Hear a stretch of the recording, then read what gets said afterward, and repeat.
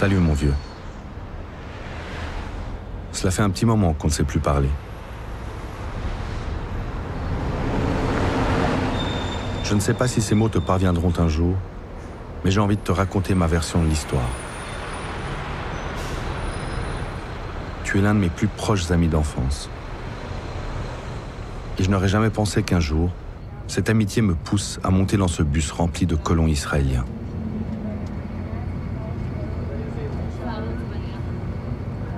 Il y a 10 ans, lorsque tu as décidé de t'installer dans une colonie israélienne dans les territoires occupés palestiniens, je n'ai pas compris. J'étais en colère. Tu t'installais dans mon pays d'origine, dans lequel je n'avais jamais mis les pieds.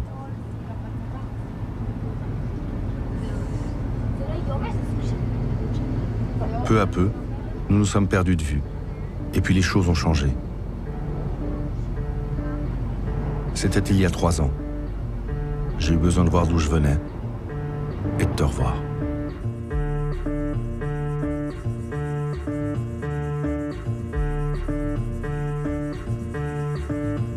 Désolé de te gribouiller sur le visage comme ça, mais tu ne me laisses pas le choix.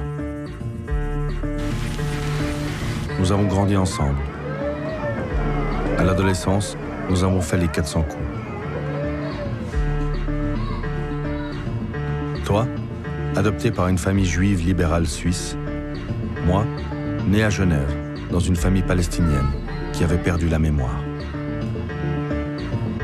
Je suis donc parti en Palestine. Et je me suis retrouvé face à cette amitié peu orthodoxe. Celle entre un colon israélien et un Palestinien.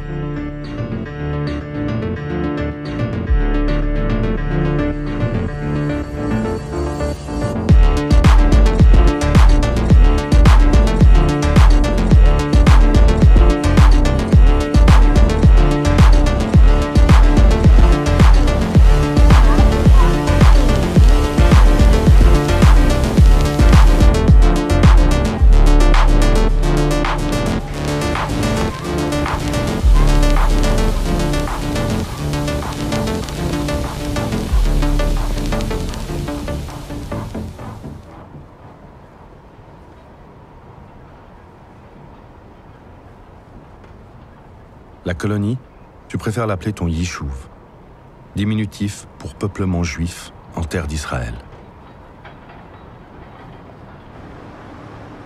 C'est un lieu paisible. Protégé par une barrière électronique, par un service de sécurité 24 heures sur 24 et par une base de l'armée, on s'y sent à l'abri.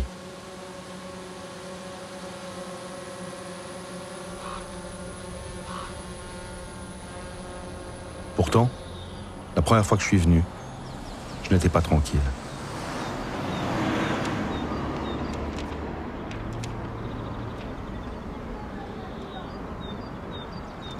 On ne s'était plus parlé depuis que j'avais décliné l'invitation à ton mariage. Je n'avais pas voulu venir en Palestine pour la première fois, pour assister au mariage d'un colon religieux.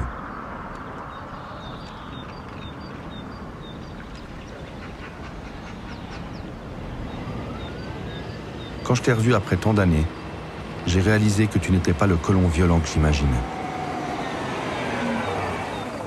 L'idée de faire un film sur nos différents points de vue est venue naturellement. Un peu comme une nouvelle aventure que l'on pourrait partager, une sorte de nouveau départ. Tu as accepté d'être filmé dans ton quotidien. Pourtant, les disputes n'ont pas tardé. Plus je passais du temps avec toi dans la colonie, plus mon ressentiment à l'égard de cet endroit grandissait. C'était évident. Tu étais devenu un instrument actif de l'État israélien pour annexer les territoires palestiniens.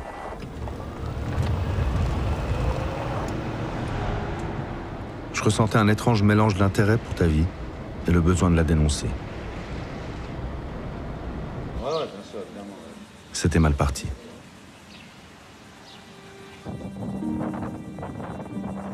Ma caméra tremblait. Toi, tu étais calme et insouciant.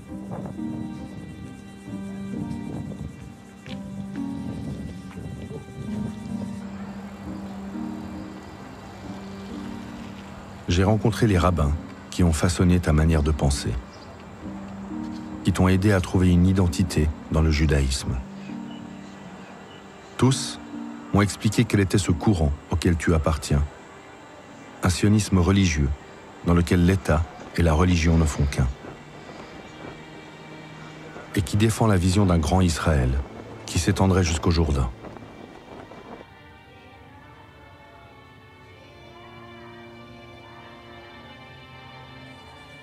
J'ai fêté Pessah, la Pâque juive, avec les tiens. J'ai appris les rituels de Pâques. Tu m'as rappelé l'histoire du peuple juif, libéré de l'esclavage en Égypte, pour revenir sur la terre promise.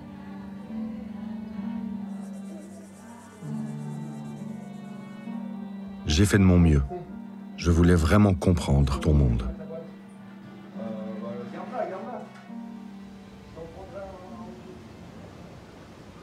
De jour comme de nuit, j'arpentais les coins et recoins de la colonie. Pour l'agent de sécurité, ma caméra était devenue un divertissement bienvenu lors de son ennuyeuse ronde nocturne.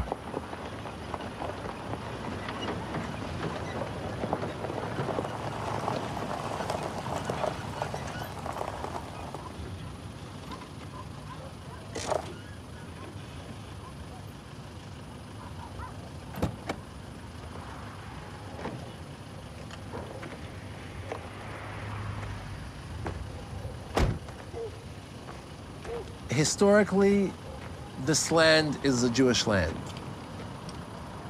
And we have the Bible, where God tells Abram and Isaac and Jacob, this is the land that I'll give to you and to your children and to your children's children for all generations. Lots of people in the world and in Israel will call this a settlement. Actually, when we're talking about the rights of the Jewish people to live in this country, we're going back to the time where the 12 tribes lived in this country. This was the part of Judea and Samaria. That's the biblical names of these places. So yes, there are lots of people that will feel bad with calling this a settlement.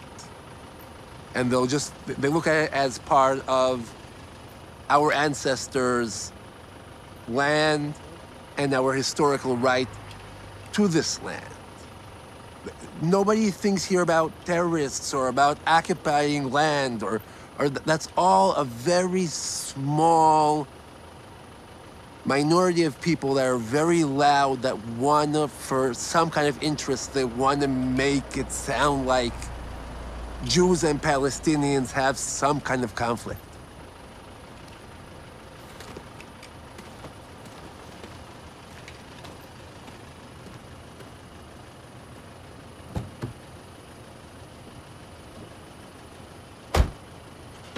Toi, comme le garde de sécurité, comme les autres, tu me parlais de ce Dieu qui t'avait donné une identité, des règles de vie et un toit pour tes enfants. Moi, je voyais des armes, des barbelés, qui soumettent, qui contrôlent, qui bannissent.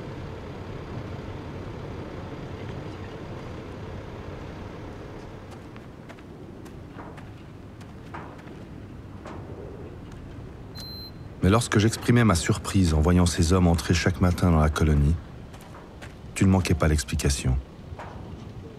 Tu affirmais que les travailleurs palestiniens étaient bien mieux traités ici que chez eux, qu'ils gagnaient un meilleur salaire et bénéficiaient de tous les avantages sociaux du système israélien.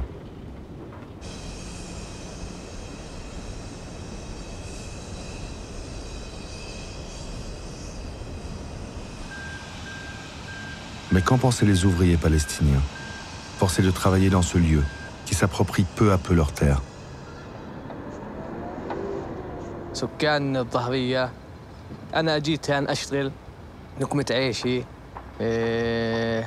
يعني جيت اشتغلت هان عشان رزقتي هان يعني كل إشي بتعلق في رزقتي خلص هان بنشتغل سكان بيت لحم أنا مش عارف بدي أحكي أزيد من هيك مش راح طلع عشان أكون صريح معك، مش راح تلاقي واحد يحكي لك كل إشي صح، مش راح تلاقي واحد يحكي لك الصراحة، لأنه إحنا بنخاف نحكي الصراحة. إحنا بنخاف من عدة جهات، يعني إحنا بنخاف إنه نحكي الصراحة. إذا بدنا نحكي الصراحة راح نكون خايفين من الإسرائيليين، كمان في نفس الوقت إذا بدنا نحكي الصراحة بنكون خايفين من الفلسطينيين مثلا، لأنه الإسرائيلي بتكون خايف أنت على شغلك من الإسرائيلي، وبتكون كمان خايف على سمعتك ووطنيتك من الجهة الفلسطينية. فمش راح تلاقي واحد يحكي لك كل إشي صح 100%. فكل إشي راح يكون مخبى، وكمان يعني الكلام مش راح يكون واضح كثير. مش بس أنا، أي واحد راح تسأله راح يجاوبك نفس الجواب.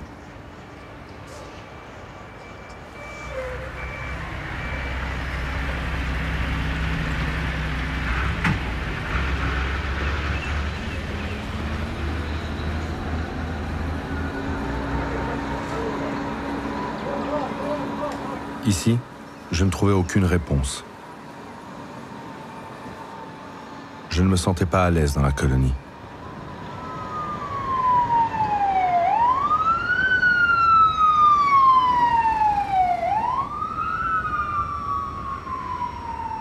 Quelque chose sonnait faux.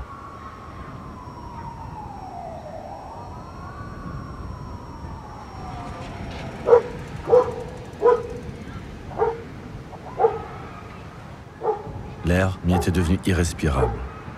Tout me poussait à franchir les barbelés.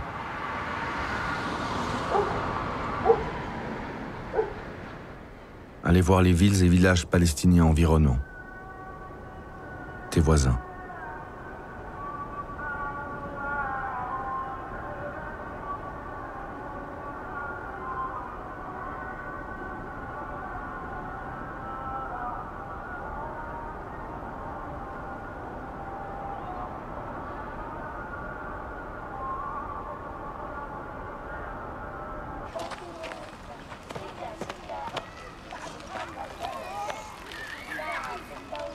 Depuis le camp de réfugiés de Kalandia, on peut voir la colonie. Ici, je vois des visages qui me ressemblent, j'entends des expressions familières, mais suis confronté à une réalité tellement différente de la tienne et de la mienne.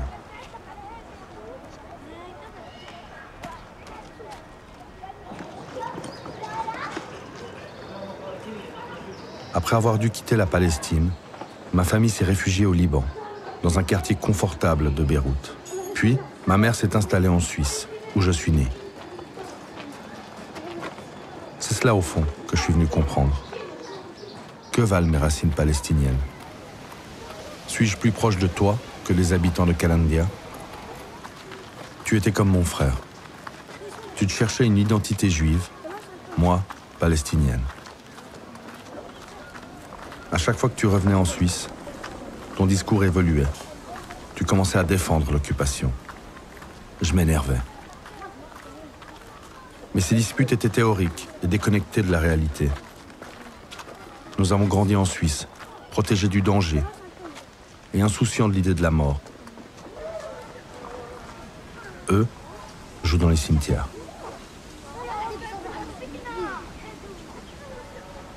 شو بتعني لي المقبرة هاي كل الغوالي فيها. الله بيختار في شهداء وبيختار في ناس صغار في العمر يعني بيقبل لهمش الظلم هون، بيقبل لهمش الدنيا هاي، بيختارهم وبيجيبهم هون. احنا بنجري عليهم بصراحة. أنا كل أصحابي وولاد عمي وقرايبي استشهدوا، وكمان في لي كتير حبايب ماتوا صغار في العمر. المقبرة هاي برتاح فيها.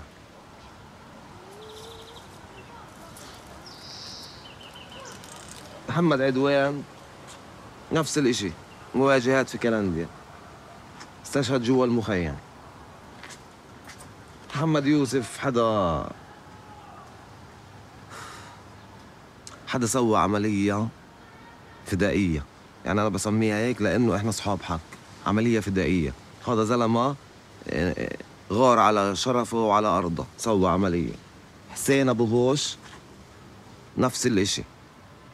في الهبة القدس هاي اللي صارت، هذا الزلمة غار كتير، سوى عملية عمره 18 سنة. جارنا حسين أبو غوش شاب مؤدب ولطيف مثقف كمان.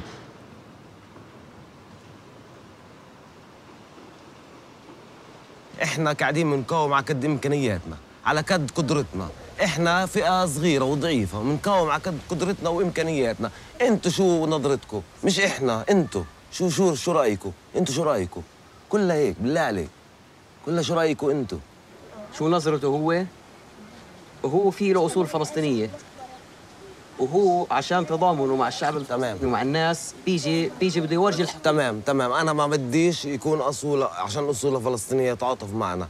انا بدي موقفه انا بديش اصوله وتعاطفه، بدي موقفه من اعدى القضيه واقدم قضيه في الحياه.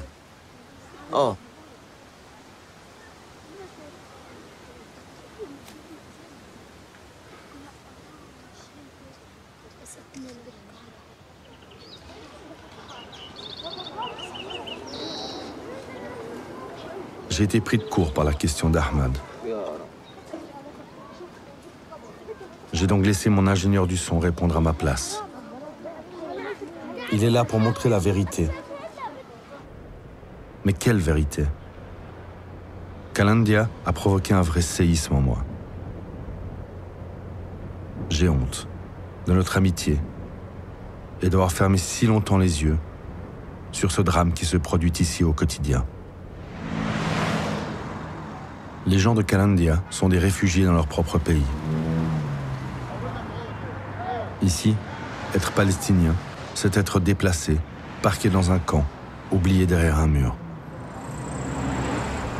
Pour te faire de la place à toi, on a mis le colon. C'est une chose de le savoir, une autre de le ressentir. Tu vis à 2 kilomètres de là, derrière une barrière, indifférent, dans le déni, protégé par une sorte de discours qui te donne bonne conscience. Jamais je n'aurais imaginé que nos identités se heurteraient si fort un jour, si loin de chez nous. Pourquoi est-ce que je me sens aussi étranger ici, à ce mariage palestinien, que dans ta colonie ?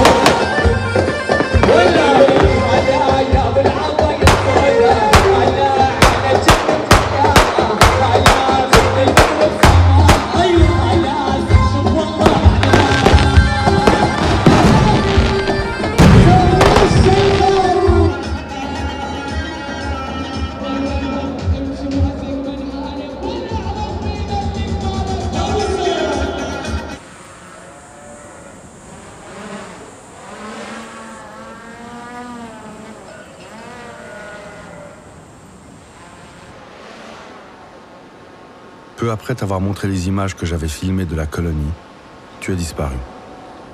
Tu ne répondais plus que très rarement à mes appels. Tu prétextais être absent ou malade du Covid.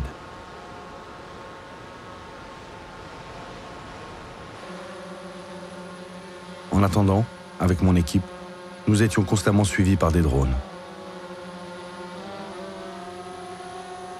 Le voisinage a été alerté par le colon d'à côté.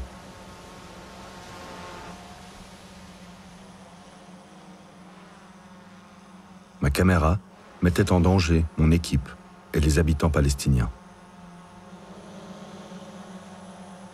Sur les réseaux sociaux, d'étranges messages ont commencé à circuler. Tes voisins nous épiaient sans cesse.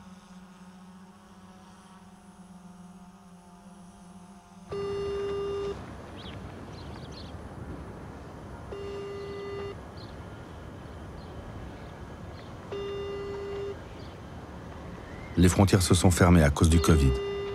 J'ai dû rentrer chez moi.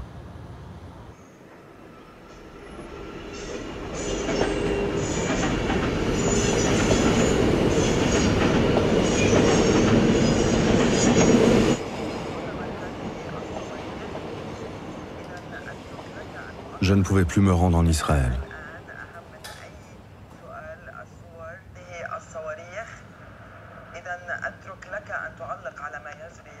Je regardais, impuissant, les bombardements israéliens de mai 2021 sur Gaza. J'étais anxieux. Je n'avais aucune nouvelle de toi. Je me demandais si je t'avais offensé. Sans signe de ta part, le film était au point mort.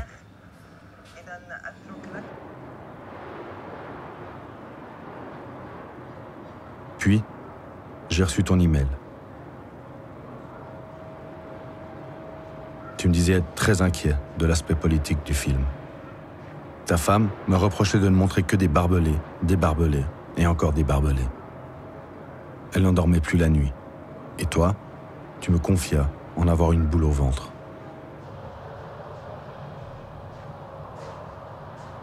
Tu te retirais du projet. Des années de tournage aux oubliettes. Comment ai-je pu croire une seule seconde que tout allait bien se passer dans ce contexte si explosif, comme tu l'as toi-même défini?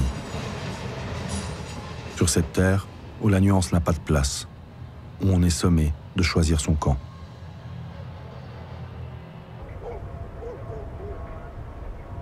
J'ai tout fait pour essayer de te convaincre de continuer le film avec moi. Ta réponse, glaciale, est venue par ton avocat. Je devais te céder une partie du contrôle éditorial. Ne pas montrer ta femme et tes enfants. Ne pas mentionner tes opinions politiques. Et interviewer des experts du conflit que tu me désignerais. Notre histoire d'amitié, celle entre un colon juif et un Palestinien, avait séduit beaucoup de monde. Et maintenant je dois rendre des comptes. Je suis dans la merde.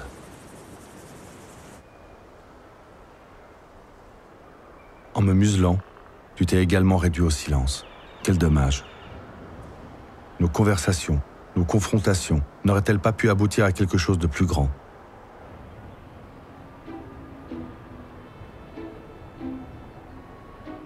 Tu es dans ton droit de renoncer, mais comprends bien que je ne peux pas m'arrêter là.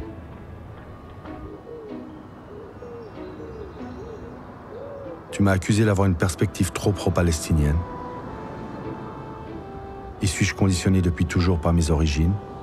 Ou est-ce simplement du bon sens face aux évidentes injustices que je constate à chaque instant?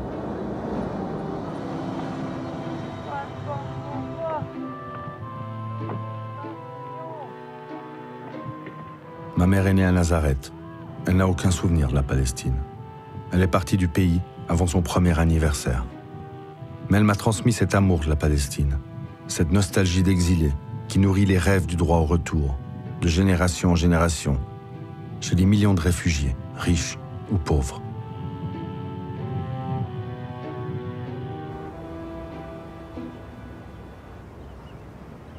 Ça, je vais juste prendre le carnet. Tato, tu peux fumer une cigarette, maman? Non, je veux pas. Oh mon Dieu. T'inquiète, je vais tout remettre en place.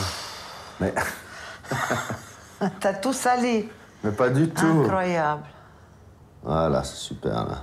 Ok, attends, je vais juste checker le son. Ça va comme ça? Ouais, super. J'ai l'air très vieille? Pas du tout. Tu parles. Première question. Oui. C'est quoi la Palestine pour toi? Tu filmes, là? Ouais. La Palestine, c'est le pays de mes parents, mon pays où je suis née. C'est mon identité. On est palestinien, je ne peux pas te dire plus. Comme tu es suisse ou l'autre est français, ou... même si on a vécu ailleurs. Mais moi, je suis palestinien, alors, tu penses? C'est toi qui décides. Tu es moitié palestinien, moitié suisse, irakien. C'est toi ce que tu sens dans ton cœur. Et ta mère, elle te racontait quoi? Ma mère, elle a quitté sa famille qui sont restés là-bas. Au Liban, elle pleurait tout le temps parce qu'elle ne pouvait plus les revoir ni téléphoner. C'était interdit d'appeler du Liban, des pays arabes en Israël. Parce que quand on a quitté, c'était déjà Israël. Mon père ne voulait pas partir, mais comme il était menacé, il est parti. Tu voudrais revenir avec moi là-bas? On va ensemble. Oui, mais je veux voir si je peux rentrer avec ce passeport, parce qu'en Israël, on m'a dit que j'ai une carte d'identité israélienne et qu'il faut que je fasse le passeport. J'ai écrit au ministère, ça a pris 2 ans pour que le ministère dise je ne suis pas israélienne. Maintenant, si je dois revenir avec toi, je dois être sûre qu'on ne m'arrête pas. Que je peux rentrer avec ce passeport suisse. Parce que je leur ai dit, je ne veux pas la nationalité israélienne. C'est pas que je suis contre, mais que je ne peux plus aller à Abu Dhabi, ni Beyrouth, ni où est toute ma famille. Mais qu'est-ce que tu penses de moi quand je vais là-bas? Qu'est-ce que ça te fait? D'abord, je suis très fière de toi. Tu es un des premiers de la famille qui a osé parler de ça. Mais tu te demandes pas pourquoi. Parce que moi, je me demande pourquoi. Personne de la famille est retourné. Personne. Ils n'arrivent pas, c'est trop douloureux. Ils ont peur. Moi, je tremblais dans l'avion quand je suis allée.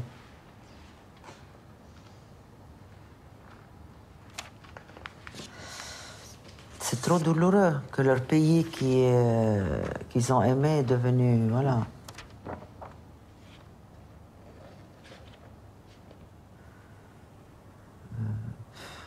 On est devenu 2e classe, disons.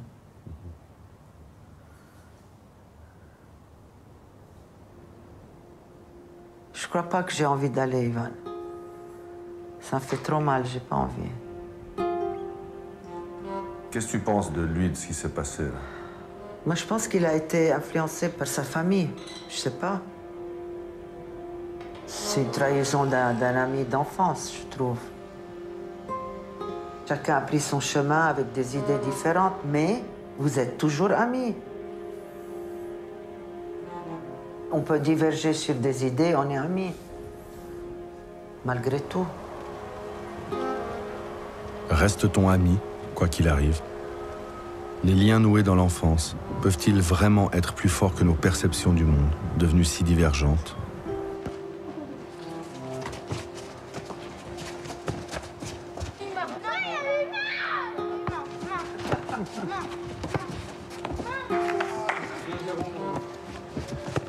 Tu m'obliges à oublier, à rayer, à recadrer ces moments.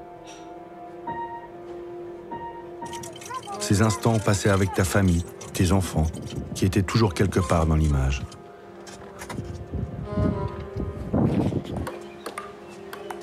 Alors que je filmais tes fils, je me demandais ce qu'ils allaient devenir.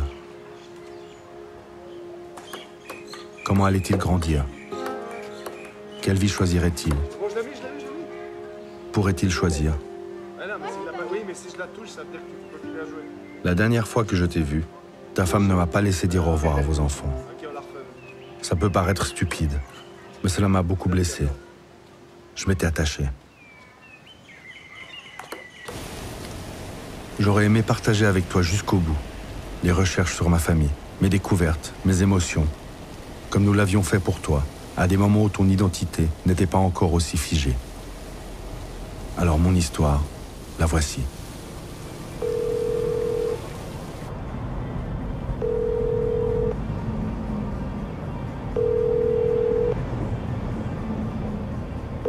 Ouais, Mam, ça va?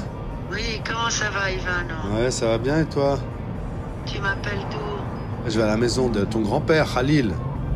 Ah, c'est super, mais je ne l'ai pas vu, moi. J'ai décidé d'aller voir la maison de Khalil, mon arrière-grand-père. Il était journaliste, écrivain, traducteur et activiste politique. Cet homme a toujours été une référence pour la construction de mon identité, car il s'est battu pour une Palestine indépendante.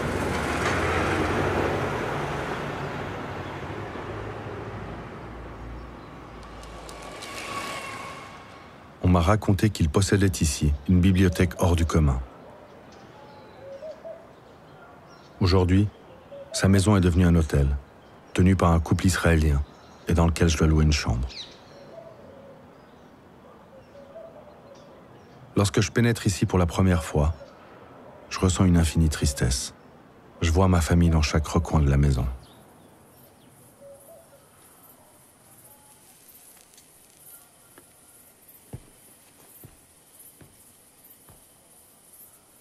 I born in this house.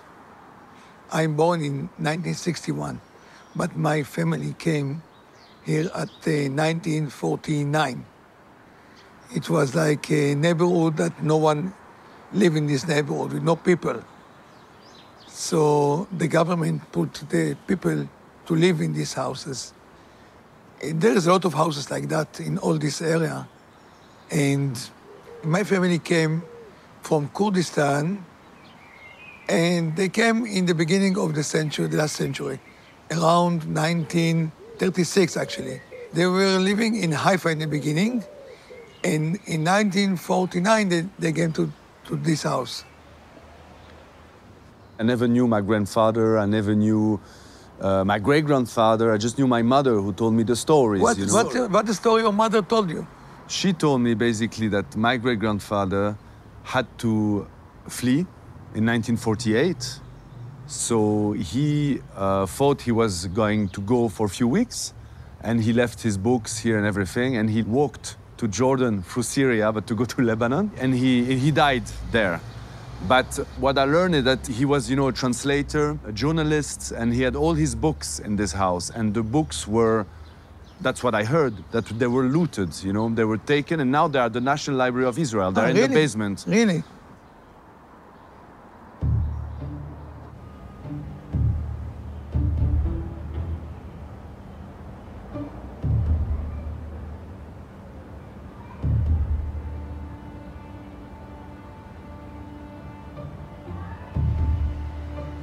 Pour toi, l'histoire du pays commence lorsque l'État israélien est fondé. Avant cette date, rien n'existe, c'est le néant.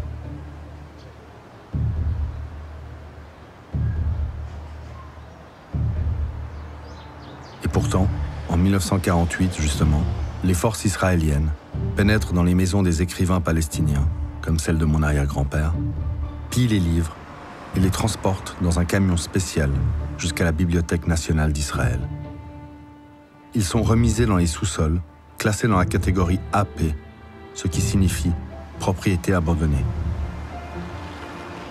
Comme s'ils avaient été oubliés volontairement. Un gag. Personne n'a oublié. Il existe toujours de vrais propriétaires. Les descendants de ces écrivains sont dans le pays ou en exil, tenus à distance, parfois ignorants de leur héritage culturel. Les livres de mon arrière-grand-père sont mon patrimoine. Pourtant, pour avoir accès à mon histoire aujourd'hui, je dois aller frapper à la porte de la Bibliothèque nationale d'Israël. Et là-bas, je dois baisser la tête. Ne pas dire trop fort que je suis l'arrière-petit-fils de Khalil Beidas. Montrer que je ne suis pas hostile, que je fais partie des gentils arabes.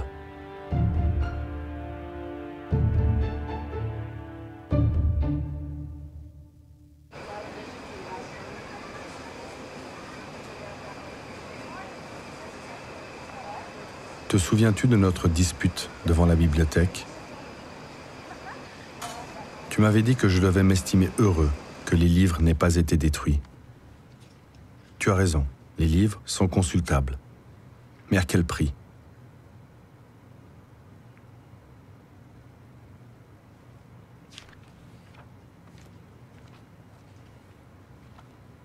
Sur la tranche de chaque publication, les lettres A et P, de propriété abandonnée. Difficile de faire la différence entre les ouvrages écrits au sujet de mon arrière-grand-père et ceux qui lui appartenaient simplement.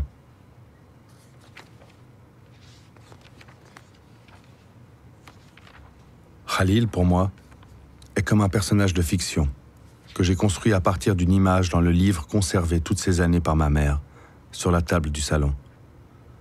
Je l'ouvrais régulièrement, comme pour me rassurer que mon histoire existait réellement.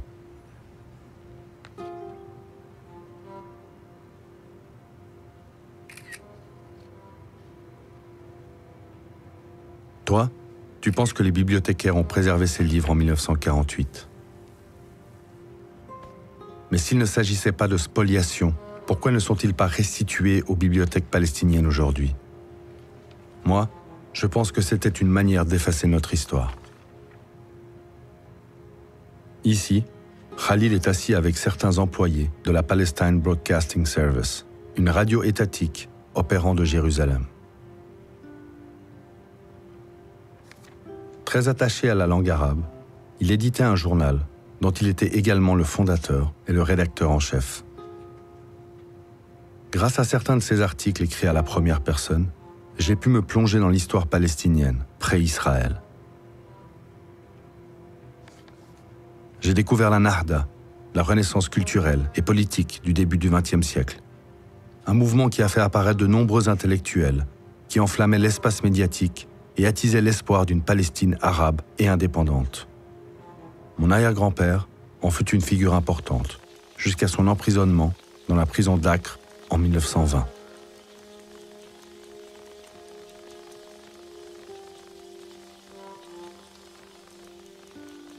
Dans l'un de ses articles, intitulé « Contes carcéraux », Khalil relate les émeutes du 7 avril 1920 à Jérusalem, l'une des premières révoltes arabes contre les Juifs. Il raconte comment le nouveau pouvoir colonial britannique jeta tout le monde en prison. Lui, le militant nationaliste, tout comme Zev Jabotinsky, une importante personnalité du mouvement sioniste. Mais aujourd'hui, la prison est un musée érigé à la gloire de ces héros de l'indépendance israélienne. Pas une mention des détenus palestiniens.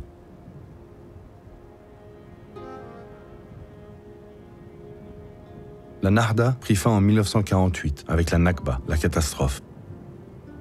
Cette année-là, des centaines de milliers de Palestiniens sont chassés du pays. Les écrivains, poètes et intellectuels disparaissent, contraints de laisser leurs livres derrière eux.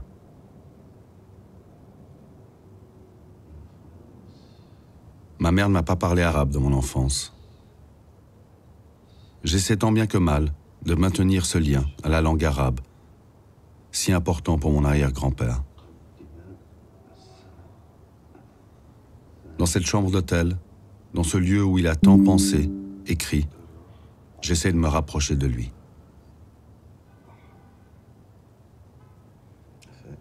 Il apparaît dans un chapitre de l'autobiographie de l'intellectuel palestinien Edouard Saïd. Lui se souvient de Khalil, comme d'un vieil homme moustachu, constamment entouré de l'épaisse fumée de sa cigarette, toussant à une fréquence alarmante et jouant un interminable partie de backgammon.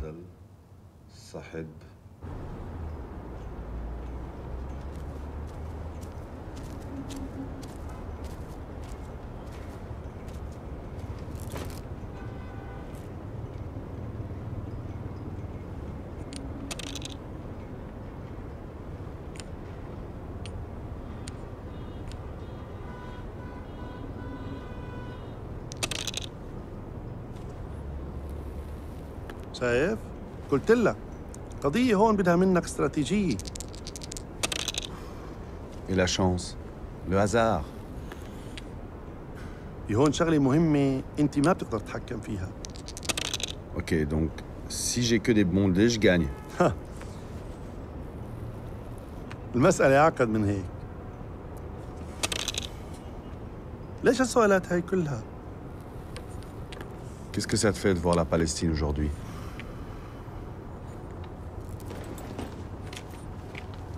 اسمع، هاي البلد كان لها أسماء عديدة.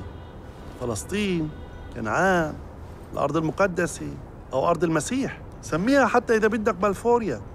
ما تضوى وقتك على هيك شغلة. احنا لازال إلنا هون وجود. مستعمرين بيجوا وبيروحوا، وإحنا باقيين.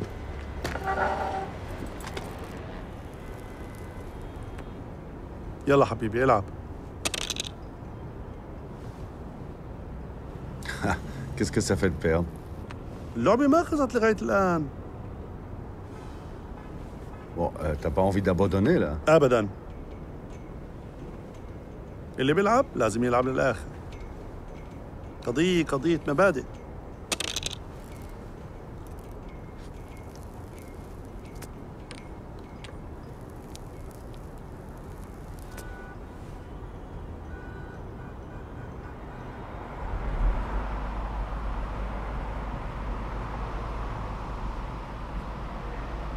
En 1948, Khalil fut le dernier membre de ma famille à rester dans la maison. Durant 8 mois, il résista.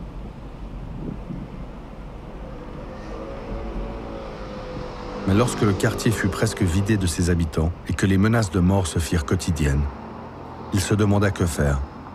Rester avec ses livres ou rejoindre sa famille au Liban. Il fut contraint d'abandonner son œuvre et ses rêves d'indépendance pour partir pour Amman, puis Beyrouth. Khalil n'aura connu l'exil que quelques mois. Il est enterré dans le cimetière orthodoxe de Beyrouth. Dans ce petit film tourné en 1946, mon grand-oncle Youssef se marie à ma grande-tante Wadad.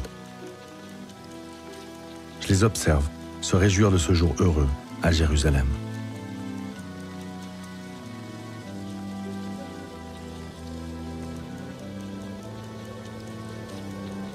C'était avant la proclamation de l'État d'Israël et avant l'immigration en masse de Juifs du monde entier.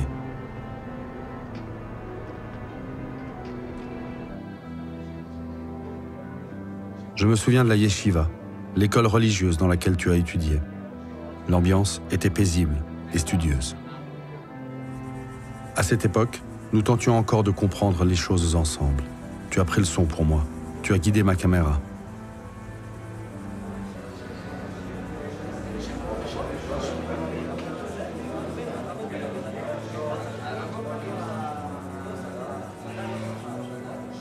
Il y avait ici beaucoup de livres, dans lesquels tu t'es plongé pour trouver une identité juive. Khalil écrivait que la culture et l'éducation étaient des armes capables de créer une identité arabe moderne. Mais aujourd'hui, ta Bible empêche l'écriture d'un nouveau chapitre palestinien. As-tu le droit, sous prétexte de chercher ton identité, de bafouer la mienne? Et moi? Et j'étais naïf ou opportuniste? Je doute. Ai-je voulu utiliser notre amitié pour critiquer l'occupation? Quoi qu'il en soit, d'amitié, il n'y a plus.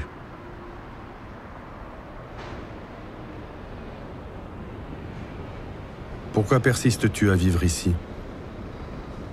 Je ne comprends toujours pas. Qui d'autre que ton rabbin pourrait mieux m'éclairer?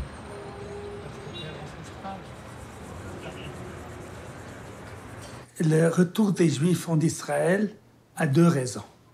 L'une, c'est un refuge pour le peuple qui a été persécuté pendant 2000 ans et le siècle dernier de manière particulièrement intensive. Donc, il revient là où il y avait une histoire ancienne. Et puis la deuxième raison, c'est la poursuite de l'histoire. Et des endroits comme Kochav Yaakov, comme Jérusalem, comme Kochav Yaakov, etc., c'est le berceau de l'histoire juive en Israël. Et le peuple d'Israël qui revient sur sa terre après une promesse 4 fois millénaire est finalement la preuve que derrière les rideaux, il y a un maître de l'univers. Alors ça, c'est un des grands sens de retour du peuple juif sur sa terre. Et c'est dans cette dimension que notre famille est revenue en Israël.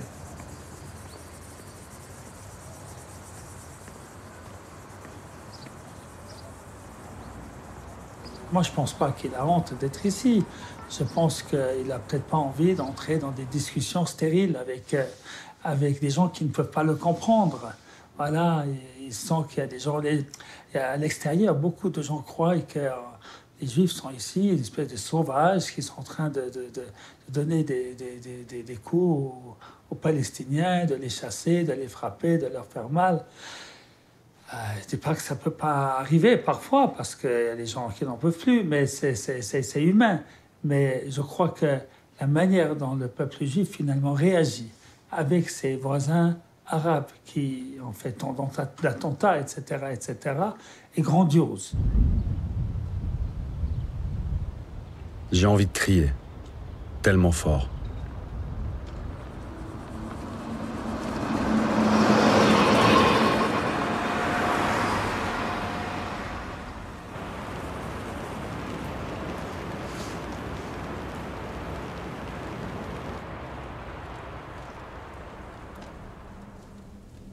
Ce qui a accentué encore notre tristesse, c'est que quand mes parents sont allés au Liban, mon père avait une grande position, il était avocat.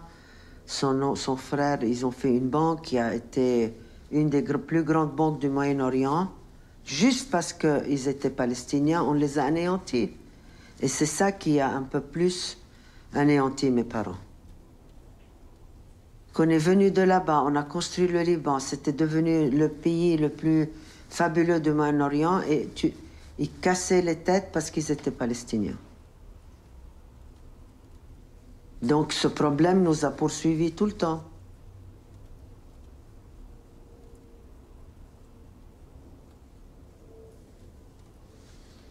Ça te fait penser quoi si tu regardes cette photo? Ces deux photos. Ben, mes parents, là, ils étaient très malades au Canada, et mon père, là, ouais. Mais qu'est-ce que tu ressens? C'est triste.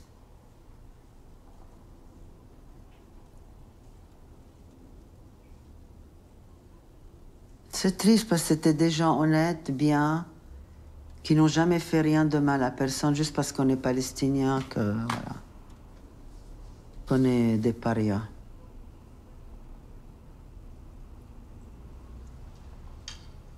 Et ça? Et ça, c'est ma mère jeune avec sa maman. Je la connaissais pas, ma grand-mère. C'était le temps où ils étaient heureux là-bas. Je sais pas plus. Elle était petite, là, adolescente.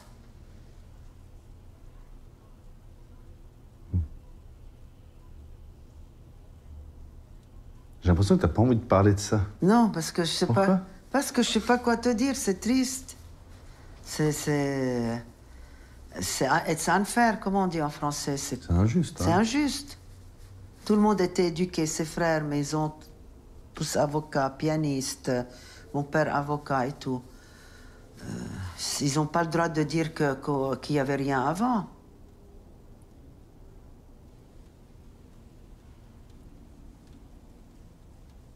Ils anéantissent même notre passé. Tu veux un pays, mais tu chasses pas les gens du pays. Tu les traites bien. C'est tout.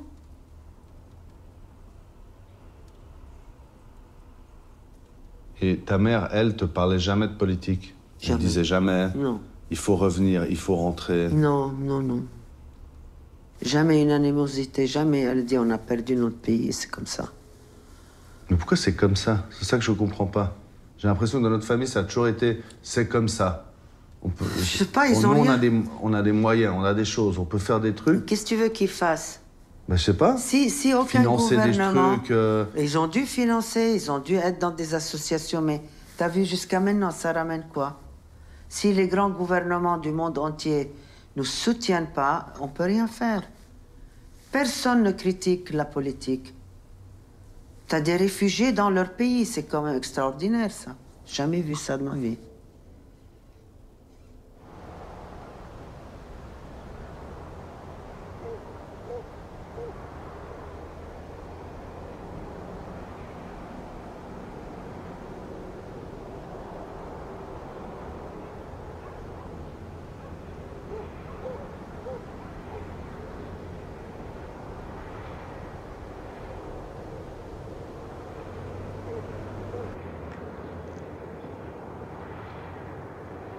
Pourquoi suis-je dans l'impossibilité de revenir vivre sur la terre de mes ancêtres, alors que toi, tu t'y es installé sans la moindre difficulté? Pourquoi est-ce que je dois passer par d'incessants interrogatoires et contrôles de sécurité à chaque fois que je retourne dans le pays de ma mère? Malgré cela, je reviens, encore et toujours. Et cette fois, je ne sais même pas ce que je fais là, à filmer ta colonie, sans but.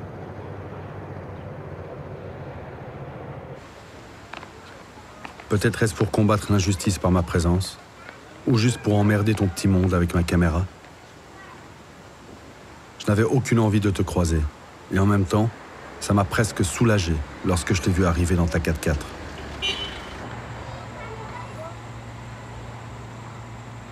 Nous avons parlé de Genève, des amis, de banalités. Puis, tu m'as dit m'avoir bien mis au défi, comme si tout cela était un jeu.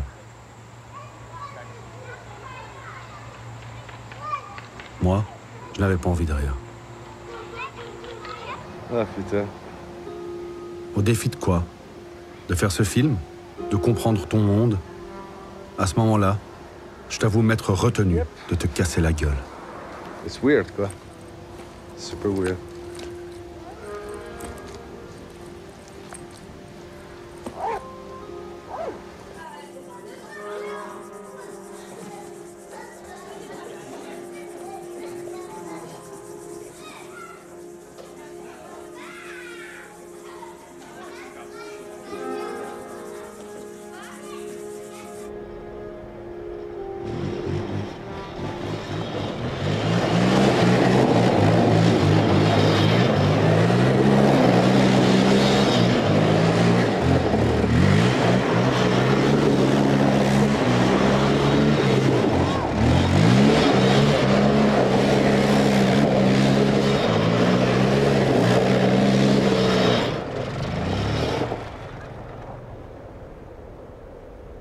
Comment vivre entre deux camps, deux loyautés?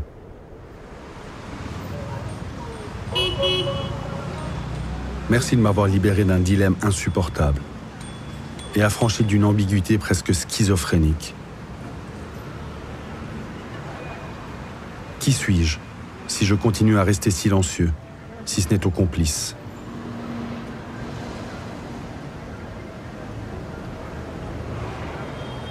This was also a scene where there was a lot of demonstrations during the May War. That's why they still have this metal barricade up here. Also, you notice in that pile right there, you've got like 5, 6 cameras, and then the pole has been greased because during the demonstrations, demonstrators climbed up and they broke all the cameras. You find cameras like this every like 100 meters on this road. So, because this is the heart of basically East Jerusalem. Mon cousin Toufik habite à Jérusalem-Est, à 20 minutes en voiture de la colonie. Universitaire et activiste, il me montre les nombreux symboles de l'occupation à Sher Jara, un quartier de Jérusalem-Est gangréné par la colonisation. You see that pylon right there? There's like, I don't know, 10 different kinds of cameras on it that are all over the place. Oh, look at this. And now we have, I don't know, half a brigade coming into town, showing them, they're showing new soldiers, I'm imagining, like the neighborhood and stuff. They've been bringing a lot more settlers and a lot more soldiers and even Jewish tourists to this neighborhood to try and take it over, basically. They want to normalize their presence in this area.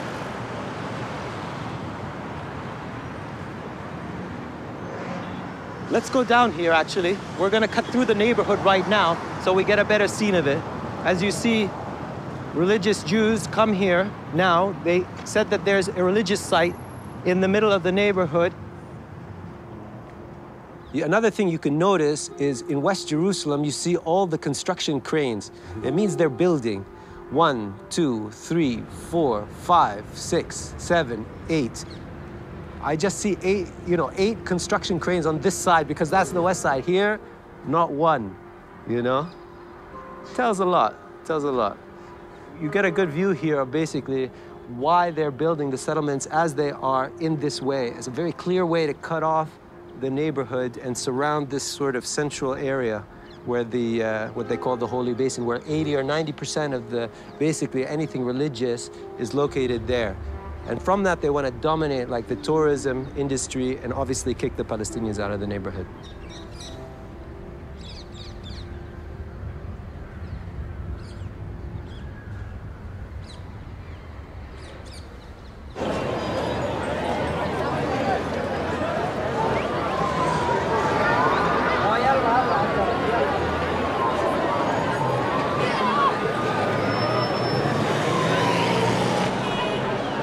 La porte de Damas est une des 8 portes de la vieille ville de Jérusalem. Elle constitue le cœur de la vie palestinienne à Jérusalem-Est, partie de la ville annexée par Israël.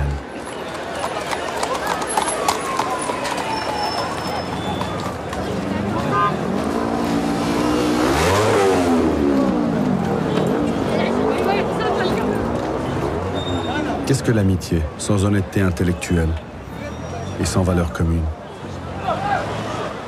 Pourtant, tu me manques. L'ami avec lequel je pouvais débattre de tout me manque. Le pote avec qui je faisais le mur à l'adolescence me manque. Quelle ironie.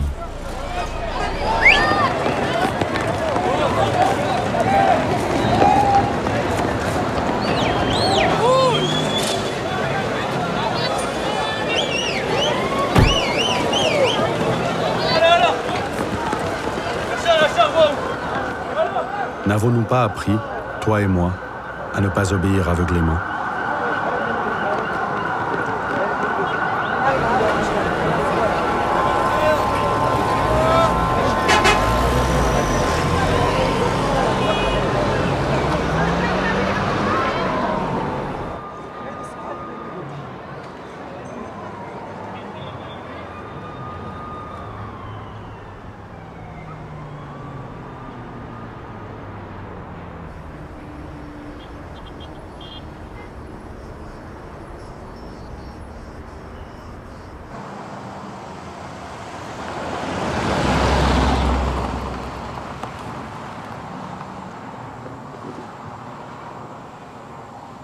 J'ai continué à tourner autour de ta colonie.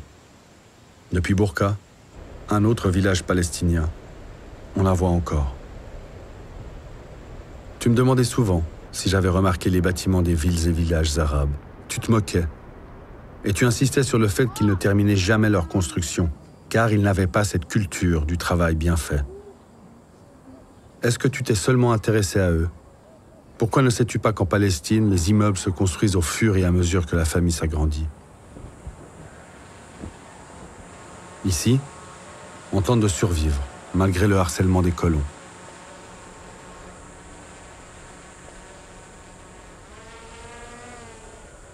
Les murs invisibles de l'occupation s'approprient la terre, mais aussi l'âme des habitants.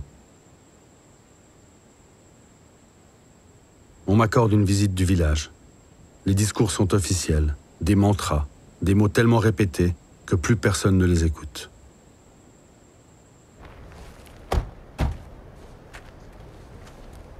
Actually, here we are in the southwest side of our village. As you see, actually here, where we're standing here is not allowed to build anything. This is an Area C. So our limit of our village actually up to this point. From here and there, you are not supposed to do any building or any kind of living things, because they claim that's an Area C and it's prevented. It's under the control of the army. So we are not allowed to do anything in this actually whole area. It's like a jail. If you look all around the whole village, our actually movement is limited to the minimum. And it's to the minimum of any people could live in it.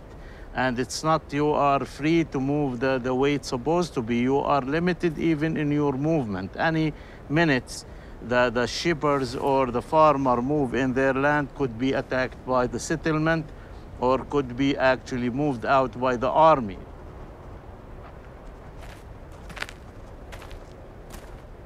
The occupation must leave.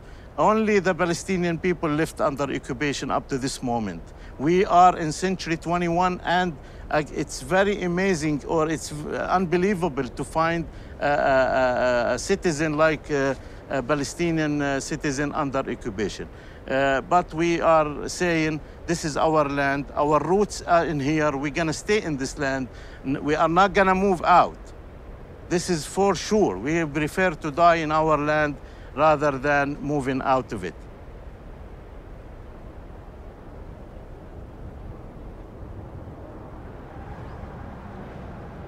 في الوقت الحالي هذا شلة يعني تقريبا يعني محاصرين من شلة طرق.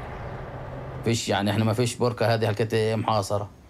على 4 شكات في مستوطنات، في التفاف محصور عليها. يعني ما حدا بيقدر يتحرش لما يصرح يعني بيصرح مخاطرة. أي واحد أنا في عندي أولاد بيصرحوا مخاطرة.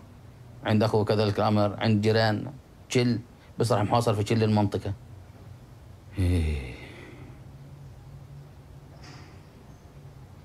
بقول لك بالكامل الواحد يعني وين ما يجي ينام، وين ما يجي يروح الكيت ما بتقدرش. يعني إذا في بيتك أنت مش أمين. فيش أمان. يعني هذا الباب من داخل بكذا ما الواحد ما يستجيش الشبكه مفتوحه الظهر الكتله بتستجيش. لا اي نعم.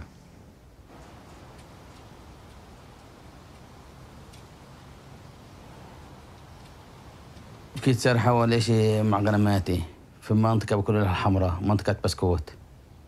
ايوه في 27/2 فجأة نزلوا علي مستوطنين، أنا بحسبهم أول فرقة عادية يعني. يشمونها نزلوا 4 طلعوا 4، منهم 3 حوطوني. طبعا العصي عليهن مسامير ومواسير الحديد في عليهن زي مناويلها زي تبعت البسكليت اللي هي مشرمة. لما تحوطوني اتشعلت أنا وياهم، كتلت أنا وياهم. أجا واحد من مرة ضربني العصا على راسي. قاعد بجوز تقريبا دقيقتين 3 أو أزود، يعني شيل جسمي طحنوه.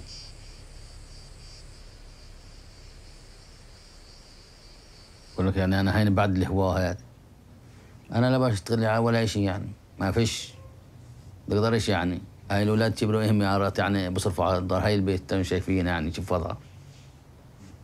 طيب الواحد تاخذنيش لما شاب ابن تقريبا 30 و 43 سنة لما يضرب ما يقدرش يساعد عيلته، شو يعني؟ هذا الساعة نقطة في البحر. احنا بالنسبة لنا الساعة اللي جاي أعظم وأخطر من اللي قاعدين بنشوفه واللي شفناه. أعظم وأخطر. يعني مش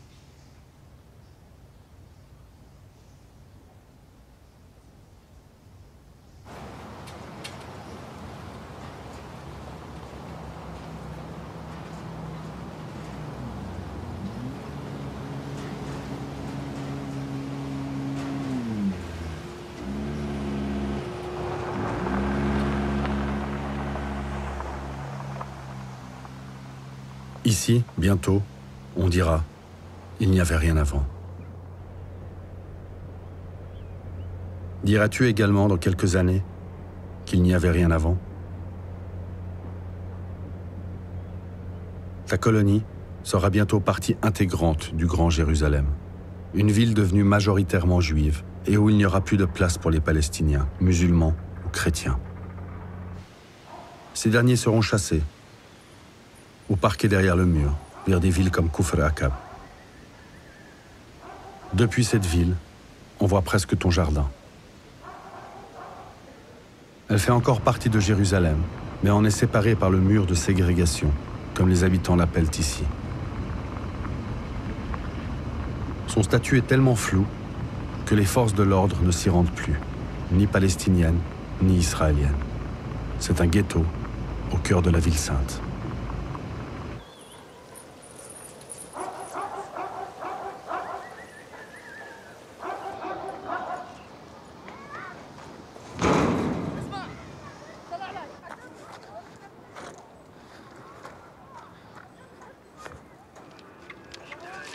دائما بنكون قاعدين هون عند الكونتينرات بنكون بنطير الطيارات، بيجوا الجيش مرة واحدة بيفتح الباب بيصيروا يخافون عشان ينزلوا الطيارات يخربوا ويوقعوا. أنا بالنسبة إلي بالنسبة للجميع يعني أكيد مش بس أنا هيك يعني.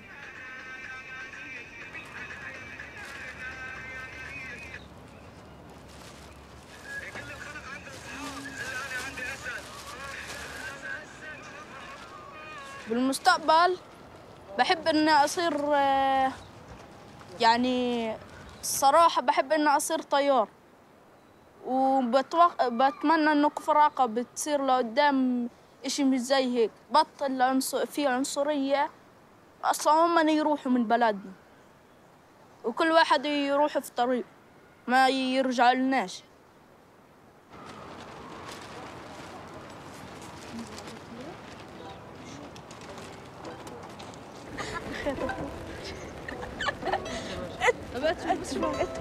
اترك بحالي ما نزلتش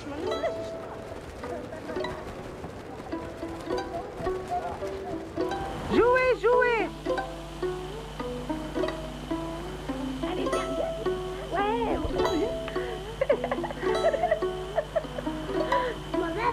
Pas sur la caméra, hein? À côté.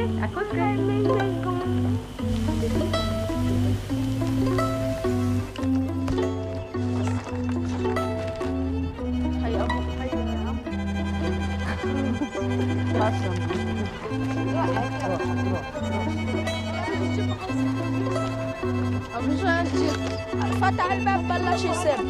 من بينكم؟ شو؟ والله يا ريت استغفر لا تسمع العذاب. يجب نمونا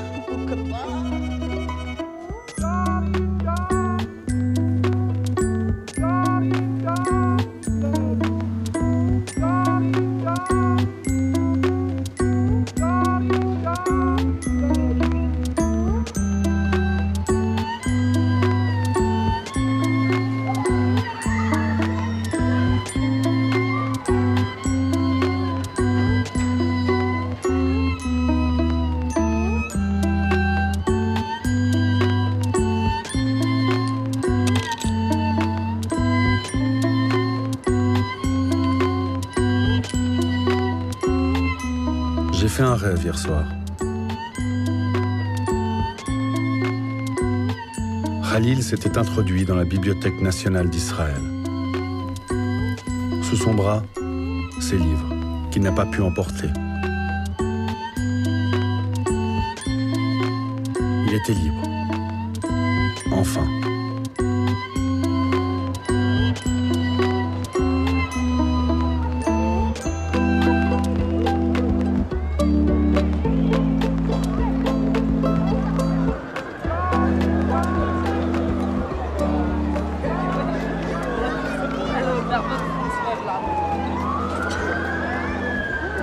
Adieu, mon vieux pote. Je ne reviendrai plus dans ta colonie. Je t'adresse ces derniers mots, loin de toute prétention identitaire, en tant qu'être humain. C'est cette partie de moi, de nous tous, qui doit agir. Car cette maison que je viens de trouver ici, elle brûle.